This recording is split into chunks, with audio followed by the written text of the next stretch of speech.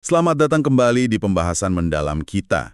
Hari ini kita mau bongkar sesuatu yang kayak ini hampir semua orang pernah rasain pas belajar hal baru.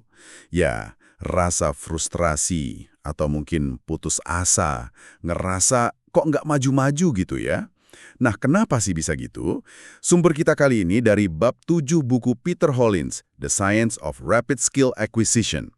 Fokusnya di satu hal penting banget, ngelola ekspektasi. Betul sekali. Seringkali kita mungkin fokusnya ke teknik belajarnya, cara cepatnya gimana, tapi lupa sama fondasi mentalnya. Bab ini ngajak kita lihat gimana ekspektasi yang katakanlah nggak pas, itu malah bisa jadi batu sandungan terbesar. Kita bakal gali nih, kenapa sih realistis itu penting banget? Terus apa harga yang ya mau nggak mau harus dibayar pas belajar? Gimana caranya biar nggak panik pas lagi bingung-bingungnya? Dan kekuatan dari pola pikir saya ini nggak tahu apa-apa. Kedengarannya aneh ya, tapi nanti kita bahas. Iya banget, itu relate banget pasti. Lihat orang lain kok kayaknya mulus aja hasilnya, terus kita pasang target ketinggian buat diri sendiri.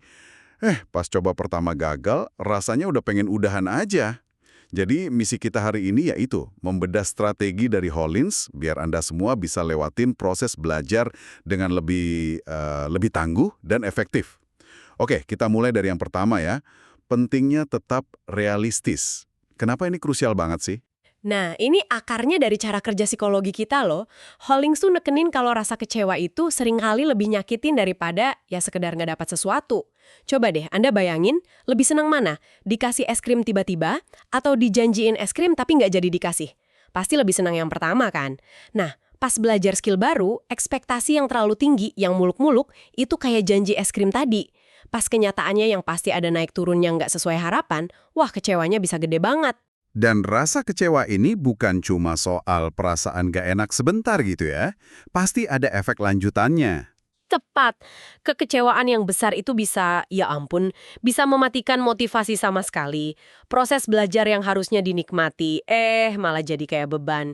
Akibatnya, ya bukan cuma skill itu aja yang jadi lambat atau bahkan berhenti dipelajari, tapi rasa frustrasinya itu bisa nyebar kemana-mana di hidup kita. Jadi gampang nyerah, ngerasa nggak bisa apa-apa. Ditambah lagi, nah ini dia, kita jadi suka banding-bandingin diri sama orang lain secara nggak adil. Iya, banding-bandingin. Itu jebakan Batman banget sih. Kita lihat hasil akhirnya orang postingan IG yang keren, presentasi yang lancar jaya, tapi nggak sadar prosesnya, gagalnya, jam terbangnya dia. Kita bandingin bab 1 kita sama bab 20 orang lain. Ya jelas nggak fair lah. Dan cuma nambahin beban pikiran. Banget gak fair sama sekali. Dan ini bikin pandangan kita jadi kabur soal apa sih yang sebenarnya realistis buat kita. Kan tiap orang beda-beda ya. Titik mulainya, latar belakangnya, sumber daya yang dipunya, kecepatan belajarnya juga unik. Fokus ke perjalanan orang lain itu cuma ngabisin energi yang harusnya bisa buat fokus ke langkah kita sendiri. Terus, ada nggak sih panduan kasar gitu dari Hollins soal berapa lama waktu yang realistis? Kayaknya dia pernah nyebut angka ya. Ada. Hollins ngutip studi, katanya rata-rata butuh sekitar 66 hari lah buat bikin perilaku baru jadi kebiasaan otomatis. Terus buat kuasain dasar-dasar skill baru, ya kira-kira butuh 25-30 jam latihan yang fokus. Tapi, nah ini penting banget nih, angka ini cuma kayak peta kasar aja, bukan aturan pasti. Yang jauh lebih penting itu nentuin target yang ya masuk akal buat kondisi Anda sekarang. Oke, jadi bukan mikir, wah temanku bisa sebulan, aku juga harus bisa gitu ya. Tapi lebih ke, lihat waktu luangku, energiku, terus skill ini, susahnya gimana? Target realistis buat minggu depan atau bulan depan buat aku apa ya? Persis, gitu. Kita ambil contoh yang disebut Hollins deh, belajar masak-masakan Prancis. Ekspektasi yang ketinggian. Seminggu harus bisa bikin souffle yang ngembang sempurna. Hasilnya, ya kemungkinan besar kecewa berat. Ekspektasi kerendahan. Ya udahlah pakai bumbu instan aja sama sup kalengan buat bikin French onion soup. Cepat sih, tapi kan Anda nggak benar-benar belajar intinya. Nah, terus ekspektasi realistisnya gimana dong di contoh masak itu? Realistis itu artinya dipecah jadi langkah-langkah kecil yang bisa diukur dan sesuai sama level Anda. Kalau Anda benar-benar baru mulai, ya target minggu pertama mungkin bukan souffle. Mungkin targetnya nguasain cara motong bawang yang benar, mirip wah, atau belajar bikin kaldu ayam atau sapi dari nol yang rasanya mantap. Minggu depannya fokus ke satu saus dasar Prancis misalnya. Terus latih teknik spesifik kayak ngelipat putih telur atau bikin vinaigrette yang pas rasanya. Targetnya disesuaikan sama apa yang udah Anda tahu dan sejauh mana Anda mau melangkah. Kalau mulai dari nol ya akuin aja nikmatin prosesnya dari dasar. Ini nyambung ke poin penting lain yang ditekankan Hollins ya. Menerima kalau belajar itu perjalanan panjang atau the long haul. Saya suka kutipan Zig Ziglar yang dia pakai. Lift menuju sukses lagi rusak. Anda harus pakai tangga, selangkah demi selangkah. Nggak ada jalan pintas ajaib. Iya, analogi lainnya juga bagus tuh, soal persiapan naik gunung 15 mil.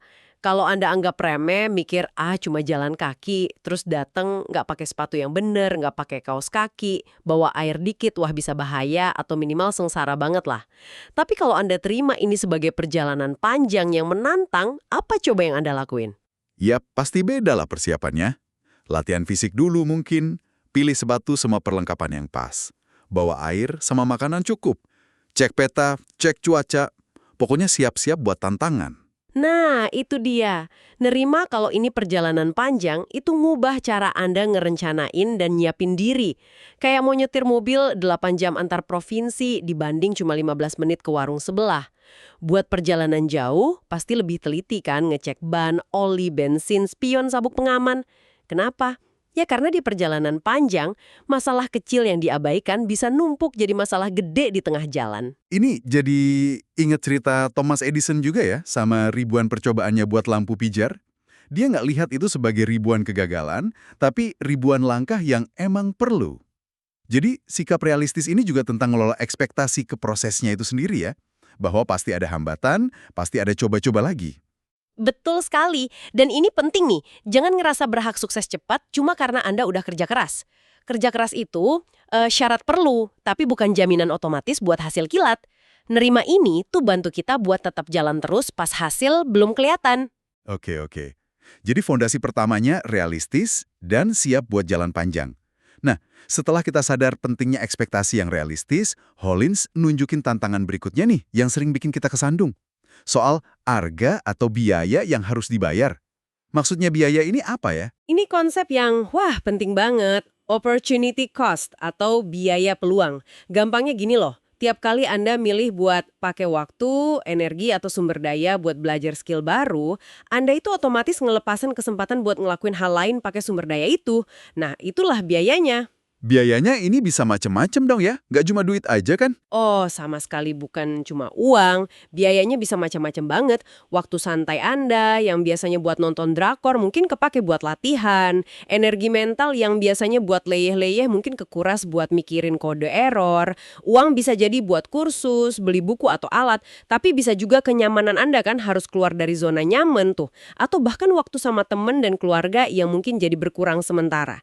Bisa juga kebiasaan lama yang enak tapi ngeganggu yang harus rela ditinggalin dulu. Kata Hollins, banyak orang mandeknya di sini ya. Kenapa gitu? Padahal kan mereka tahu manfaat jangka panjangnya kalau bisa kuasain skill itu. Mereka tahu manfaatnya, tapi seringnya nggak siap atau nggak mau bayar biaya tolnya itu.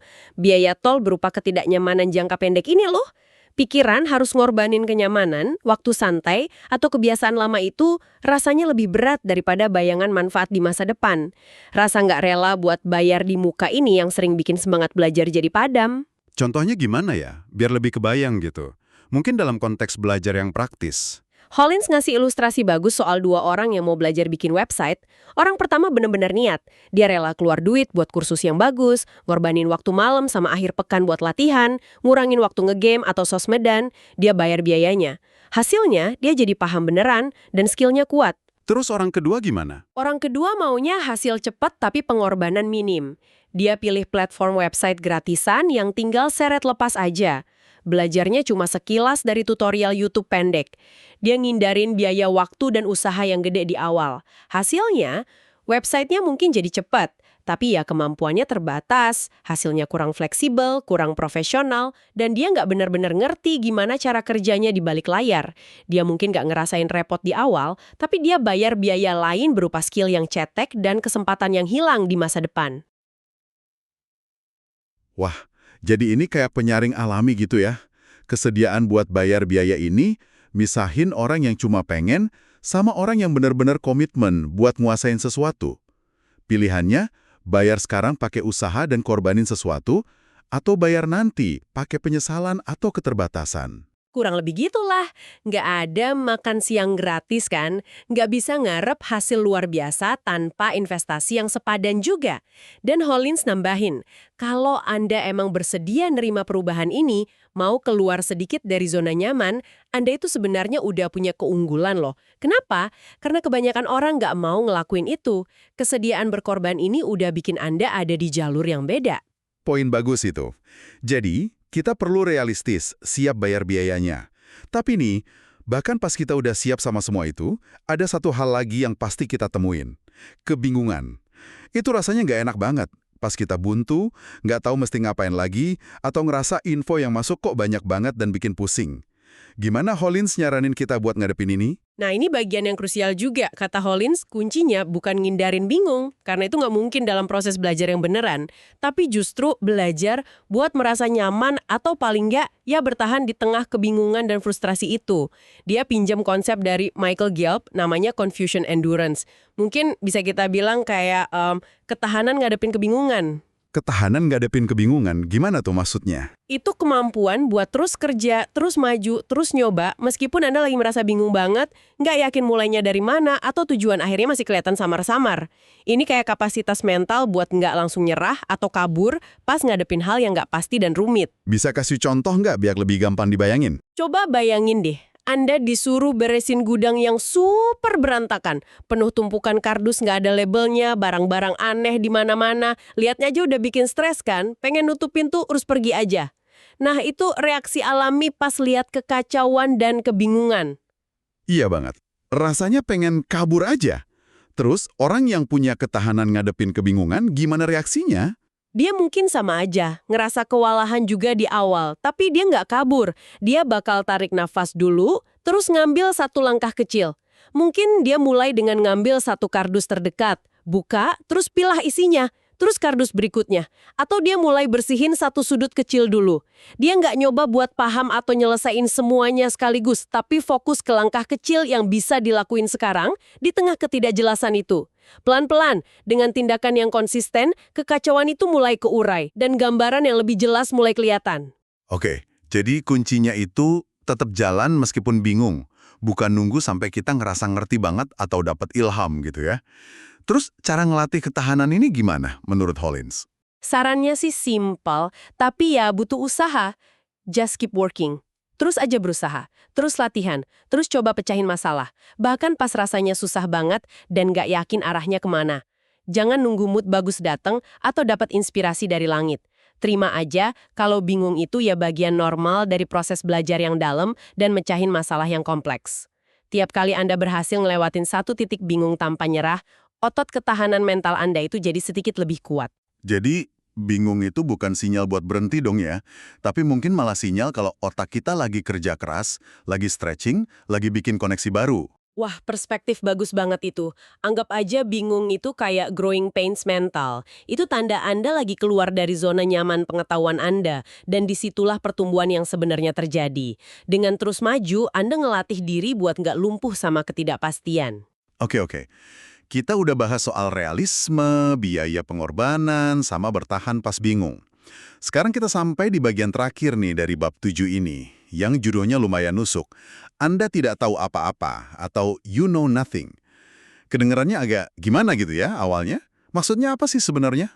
Emang kedengarannya provokatif ya, tapi tujuannya bukan buat ngerendahin kok. Justru sebaliknya, ini pola pikir yang kuat banget kalau dipahamin bener. Intinya itu ngadopsi beginner's mindset atau pola pikir seorang pemula secara sadar di tiap situasi belajar, bahkan buat topik yang mungkin kita udah ngerasa jago. Ini soal kerendahan hati secara intelektual. Jadi, bukan berarti kita nganggap diri kita bodoh beneran ya? Tapi lebih ke sikap mental buat selalu ngerasa ada ruang buat belajar, selalu terbuka sama info baru, seolah-olah kita baru pertama kali ketemu topik itu. Tepat sekali. Ini kebalikannya dari pola pikir ahli yang kaku, orang yang ngerasa udah tahu segalanya, nutup diri dari pandangan baru, dan mungkin jadi defensif kalau pengetahuannya dipertanyakan. Konsep Shoshin di Zen Buddhisme itu nangkep banget esensi ini. Punya pikiran yang terbuka, penuh semangat, bebas prasangka, kayak pemula, bahkan pas belajar hal yang udah tingkat lanjut. Terus, untungnya apa sih secara praktis ngadopsi sikap saya nggak tahu apa-apa ini pas belajar? Bukannya malah jadi lambat kalau kita nanya-nanya terus hal dasar? Justru di situ kekuatannya. Pertama, Anda jadi nggak takut atau malu buat nanya pertanyaan-pertanyaan yang mungkin dianggap dasar atau bodoh. Ini ngilangin asumsi-asumsi tersembunyi yang bisa jadi salah kaprah. Kedua, Anda jadi lebih gampang nerima informasi baru, bahkan yang mungkin beda sama apa yang Anda pikir udah Anda tahu. Ketiga, ini bikin Anda bisa lihat materi lama pakai kacamata baru, yang bisa jadi kunci buat mecahin kebuntuan atau nemu pemahaman yang lebih dalam. Hollins ngasih contoh konkret buat ini kan ya? Saya ingat soal belajar alat musik gitu. Iya, dia contohin belajar alat musik baru. Kalau Anda bener-bener pemula, pasti hati-hati banget kan? Nanya cara megangnya gimana, fungsi tiap bagian apa, not paling dasar gimana, penasaran banget. Tapi kalau Anda udah jago main gitar, terus mau belajar ukulele, nah ada kecenderungan buat pakai pola pikir ahli gitar. Anda mungkin bakal ngelewatin detail-detail penting soal ukulele, karena mikir, mirip ini mah udah tau lah caranya.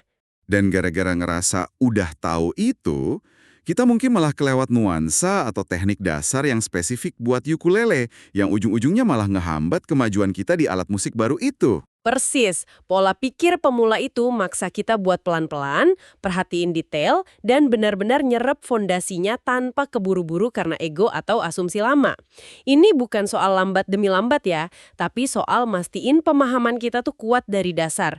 Ini juga ngelindungin kita dari sombong karena merasa udah tahu banyak, keyakinan kalau kita udah di puncak dan nggak perlu belajar lagi. Wah, ini benar-benar kerangka berpikir yang kuat ya buat ngadepin proses belajar. Jadi, kalau kita rangkum nih, intisari dari pembahasan bab 7 Peter Hollins ini, apa aja poin utamanya? Ada 4 pilar utamalah yang bisa kita pegang buat jalanin proses belajar skill baru, biar lebih kuat dan nggak gampang frustrasi.